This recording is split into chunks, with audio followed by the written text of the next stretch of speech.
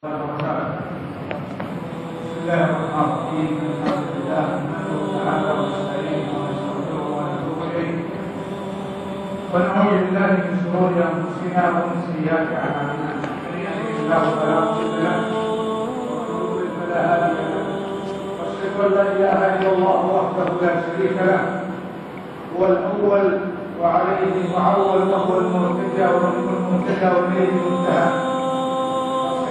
محمدا عبد الله ورسوله وصفيه وخليله وخيرته من خلقه ارسله ربه هاديا ومبشرا ونذيرا وداعيا الى الله باذنه وسراجا منيرا رفع الله به لواء الوحدانيه وجدد به الطريقه الحنيفيه وزعزع به الديانات الوثنيه وحطم به عروش الكافرين.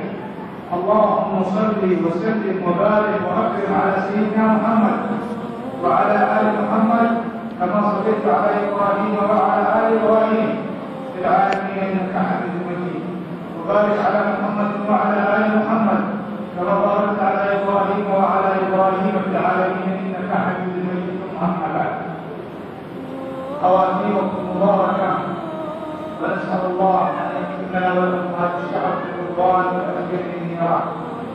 أيها الإخوة، ورد في حديث، هذا الحديث من علامات الساعة الصغرى، أن النبي صلى الله عليه وسلم وهو في الصحيحين في البخاري ومسلم كان جالسا ذات مرة مع علي بن حاتم الطائي المشهور المعروف بالكرامة، وعلي ابنه دخل في الإسلام، فجلس معه النبي مرة من المرات وأخذ بيده اليمنى ثم قال له: يا علي، هل رأيت الحيرة؟ والحيرة موجودة في العراق. قال علي يدينها: لم أرها يا رسول الله ولكني سمعت بها. فقال له النبي: يا علي، لئن طالت بك حياة ذكر المرأة تسافر من الحيرة إلى مكة لا تخاف إلا الله. والمسافة ما بين مكة وما بين الحيرة تزيد على 1500 كيلو متر. ثم قال له: يا علي، لئن طالت بك حياة سترى الرجل الغني المتصدق يخرج بملء كفيه من الذهب والفضة ثم يعرضها على الناس فلا يجد أحد يقبلها. ويا علي كافر، لئن طالت بك حياة لترى أن كنوز كسرى بن هرمز تفتح. مرت الأيام والليالي والحديث انتهى إلى هذا المقام، فبدأ نحن طالبنا وهي أن تسافر المرأة من الحيرة إلى مكة لا تخاف إلا الله. هذا النص الأول من الحديث في عدد من المفاهيم. المفهوم الأول أن النبي أول وهلة ومن آخر وهلة حياته يؤكد على مسألة الأمن، وكونه يقول على أن هذه المنطقة التي كانت مليئة بالعرب وقطاع الطرق والزرع وأصحاب العصابات الذين يمشون على الطريق أنها ستصبح في يوم من الأيام مكانا آمنا للمسافرين، يعتبر هذا الأمر معجزة وعلامة واضحة خارقة من علامات الساعة الصغرى، لأنه ما بين العراق وما بين نجد كانت من أكثر المناطق المنتهية التي إذا سافر المسافر لا يأمن على دمه ولا ماله ولا عرضه. مسألة الأمن هي ليست مسألة سماوية ينزلها الله عز وجل على الناس مثل الوحي، ومسألة الأمن ليست وحي يستطيع الناس أن يطبقوا هذه النصوص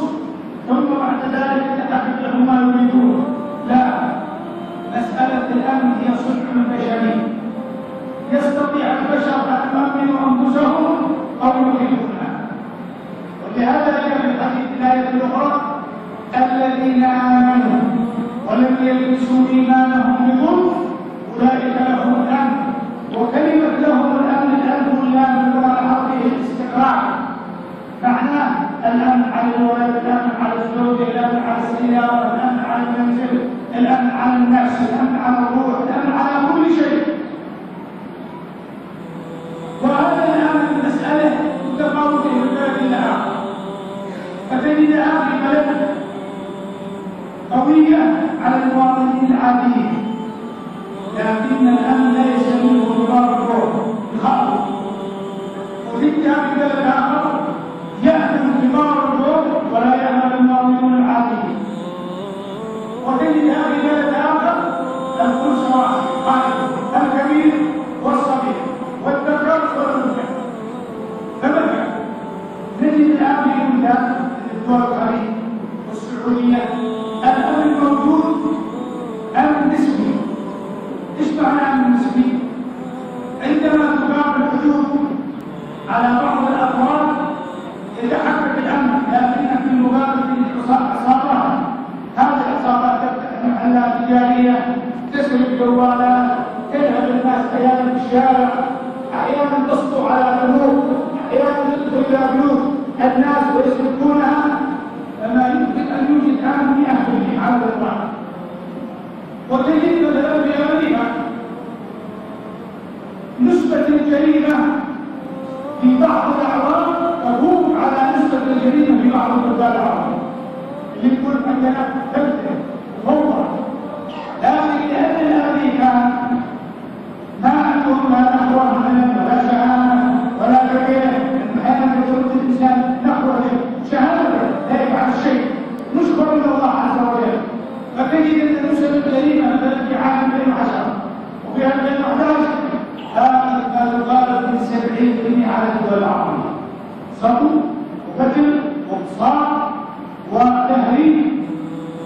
لعلهم يدعون على أنهم قمة الأمن العالمي، وأن القوة الحقيقية في ضبط الأمن والاستقرار موجود عندهم.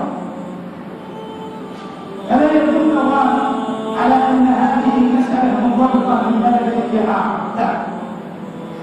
عندنا في اليمن والحمد لله الذي لا يحمل على مطلوب سوءا، الخوف عند الكبير وعند الصغير وعند المواطن وعند المسؤول وعند الرجل وعند المرأة.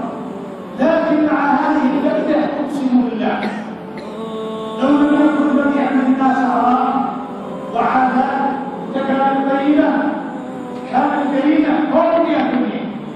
لكن تستغرب عندما في مناطق لا يوجد وجود للدولة ولا أثر لها على الإطلاق، ما في حد في مديريات لا يوجد فيها أقسام شرطة، لا يوجد فيها رجال أمن، لا يوجد فيها ضبط قضائي، لا توجد فيها محكمة، لا يوجد فيها تحت، لا توجد فيها نيابة. وتجد أن معدل الجريمة غير واحد. ايش السبب؟ واحد من أمرين: إما أن يكون عند هذه المنطقة مراقبة لله عز وجل، خوف، فتجده يتوقع عن الوقوع في الجريمة محبة الله، أو أن الناس العادات والتقاليد تطلبهم، فأنا أمتنع من الضغط عليك الحياة والغير، أو يمتنع مني أحدكم أن لا يأخذ سيارتي أو ينهمني أو يعتدي علي حياة وغير، فما. لكن عندما لا أبلغه لا يوجد أبدا مانع من هذا الجهة. إذا كان يعني القتل وسفك الدم يحصل في داخل العاصمة صنعاء، في شارع 60، في شارع 3، في كل منطقة من المناطق، وهي تعتبر الأصل أنها معتبر دولة، فكيف إذا يكون الأمن الموطني في الكتاب هذا إن شاء الله؟ ولا بالثالث ولا بالحضرموت ولا بالحديدية، هي صعوبة. ولهذا الذي أكد من أول